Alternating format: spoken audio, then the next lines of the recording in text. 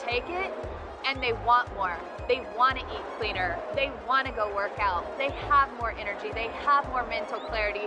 They have less pain. They're able to control their appetite better. My energy levels and my mood just work because it's fueling my brain.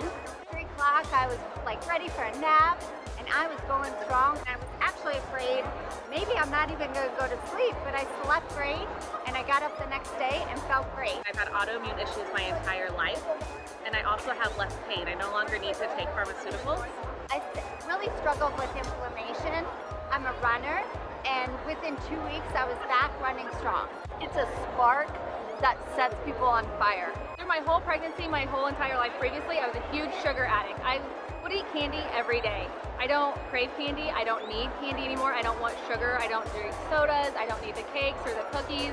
All I do is my scoop of keto, and I love that way I feel. I'm more motivated. I'm able to get up in the morning and get things done while I'm still taking care of my son at home. It can start that fire and change a lifestyle.